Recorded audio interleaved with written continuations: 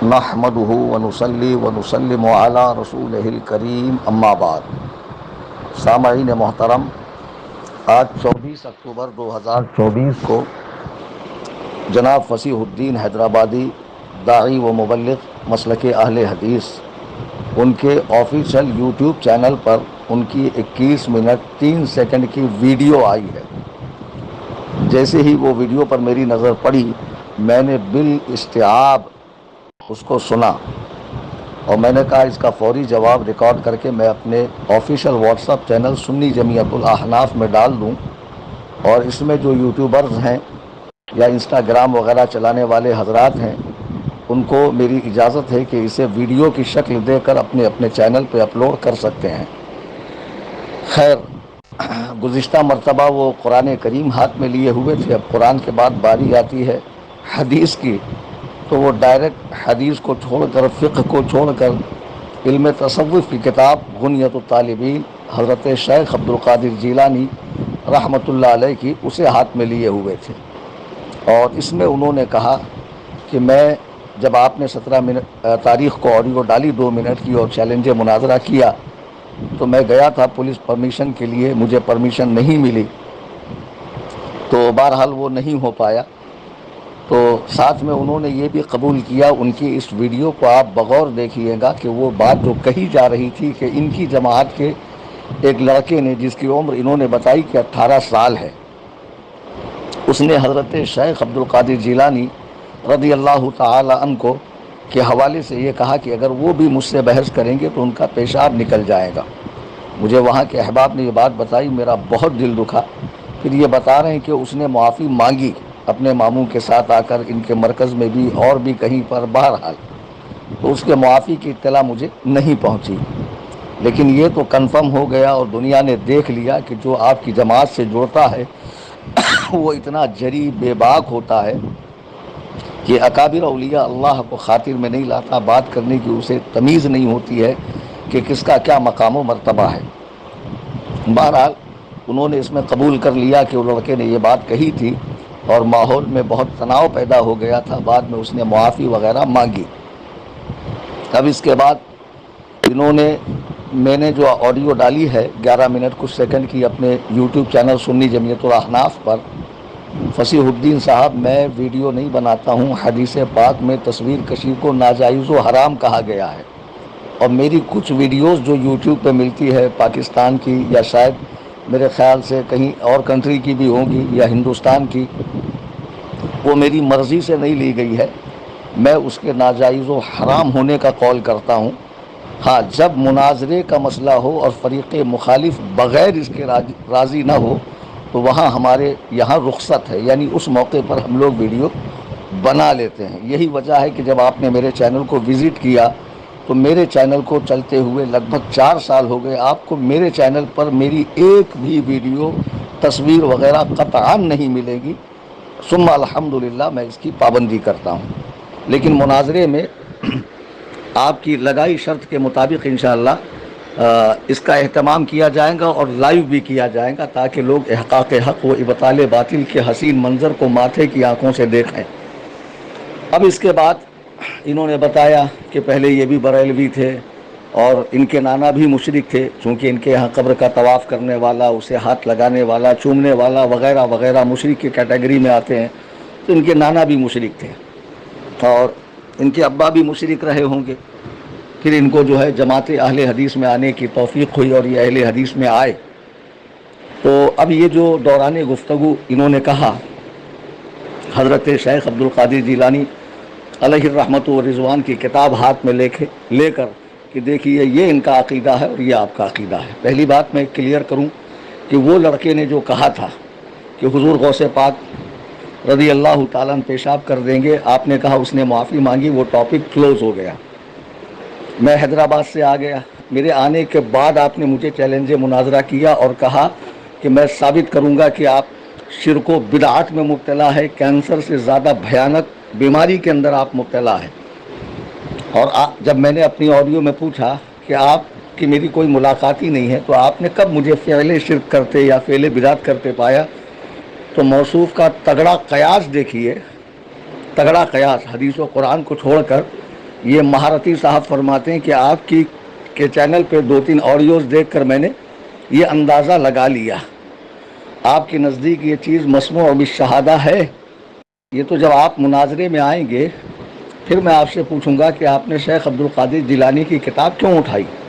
آپ اہل الحدیث ہیں، اہل حدیث کے 2 اصول فرمان خدا فرمان رسول، اطیع اللہ اطیع الرسول، قرآن اور حدیث آپ کے نزدیک حجت ہے، اور ہم احناف بریلویوں کے نزدیک، سنیوں کے نزدیک ہمارے یہاں جو کتاب پڑھائی جاتی ہے فقہ میں نور الایضاح، اس میں صاف لکھا ہے ادلہ شرعیہ 4 ہیں، یعنی جن سے ہم دین کا مسئلہ لیتے ہیں: قرآن، حدیث، اجماع امت اور قیاس فقہا۔ تو میں ان 4 جگہوں سے دلیل دوں گا۔ چلیے، آپ کے ٹاپک کو میں نے ایکسیپٹ کیا، عقائد پر بات ہوگی۔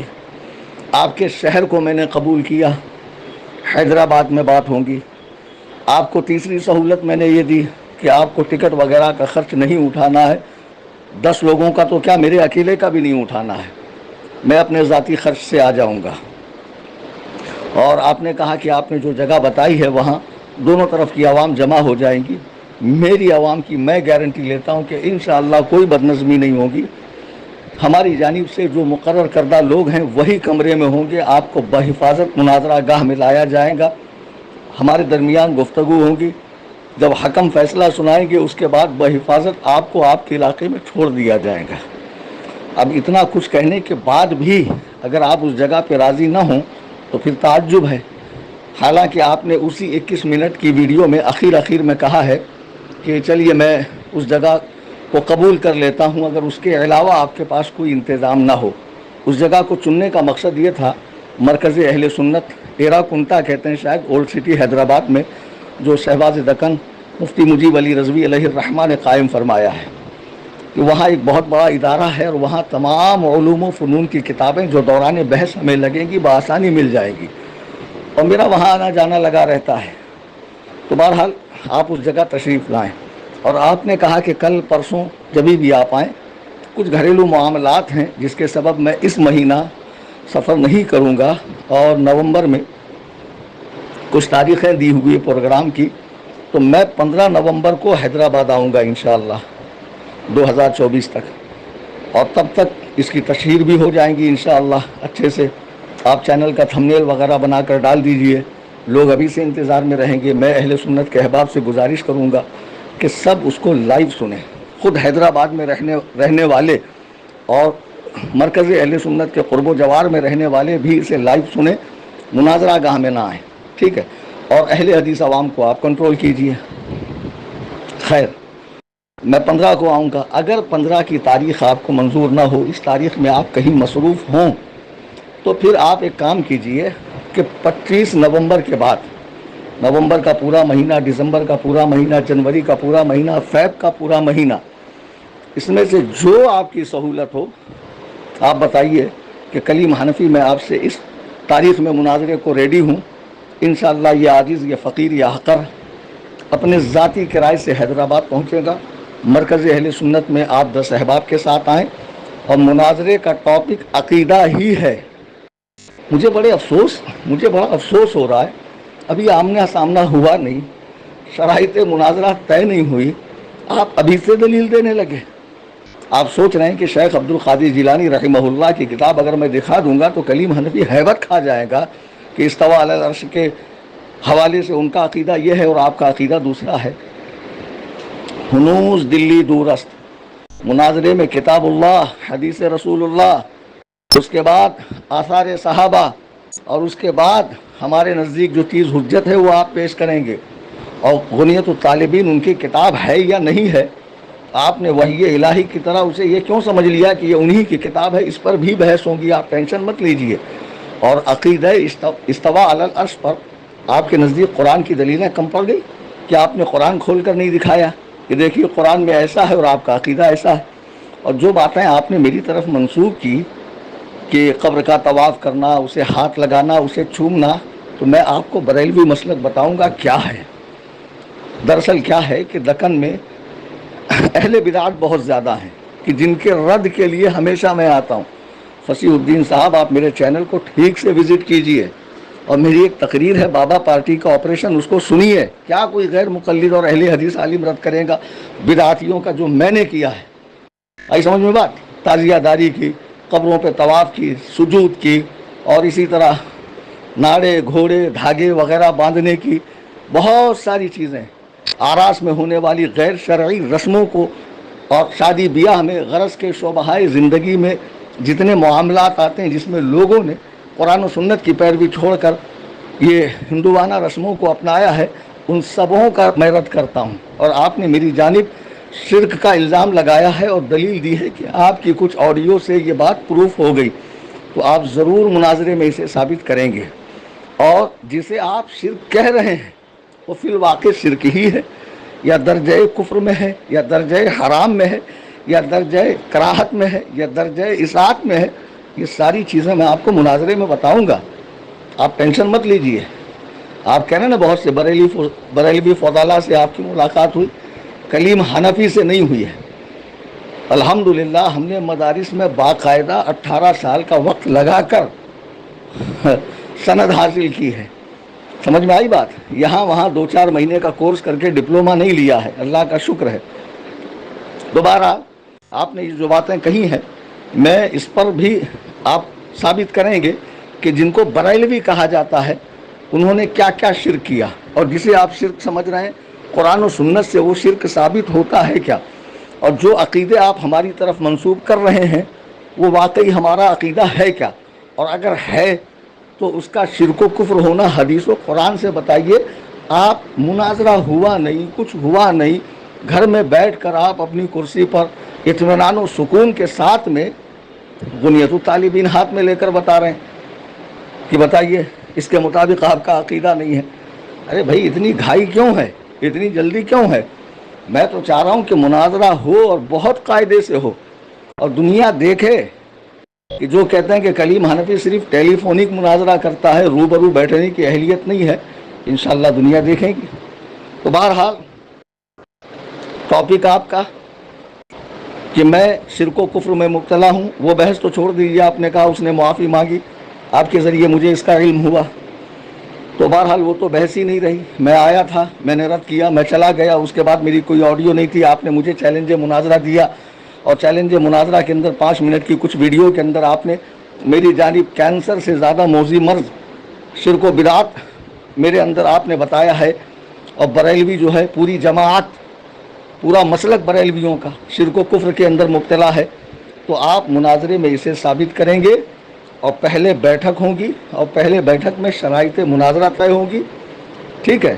اور ہمارے جو صدر ہیں، ہمارے جو میر کارواں ہیں، وہ شہباز دکن حضرت علامہ سہیل میاں قادری دامت برکاتہم ہوں گے، اور بحیثیت متکلم مناظر میں رہوں گا، اور معین کا انتخاب بعد میں کیا جائے گا. اور یقیناً اہل الحدیث کی جانب سے آپ ہی مناظر و متکلم رہیں گے. آپ اپنے ساتھ اپنے معین کو لائیے، 10 افراد میں جن کو لانا چاہیں لے کر آئیے، اور جو کتابیں آپ کو لگ رہی ہیں آپ اس کو لے کر آئیے. آپ کی قیام گاہ سے مناظرہ گاہ تک لانا، اور مناظرہ گاہ سے آپ کی قیام گاہ تک لے جانا، یہ ہمارے ذمہ ہے. 15 تاریخ میں نے آپ کو دی ہے نومبر کی، کہ یہ فقیر 15 تاریخ کو انشاءاللہ حیدرآباد کی سرزمین پر حاضر رہے گا. جمعہ کا دن ہے، تو جمعہ کا دن ہے، ظاہر سی بات ہے بعد نماز عشاء کا وقت یہ زیادہ موضوع ہے، یا بعد نماز جمعہ کا. تو انشاءاللہ میں حیدرآباد میں حاضر رہوں گا. اگر یہ تاریخ آپ کو منظور نہ ہو تو پھر 25 نومبر کے بعد جو تاریخ آپ دینا چاہیں دیں، انشاءاللہ یہ فقیر حاضر رہے گا. اللہ تبارک و تعالی ہم سب کو قبول حق کا جذبہ عطا فرمائے، اور مسلک حق پر ثابت قدم رکھے. آمین ثم آمین بجاہ النبی الکریم صلی اللہ علیہ وسلم.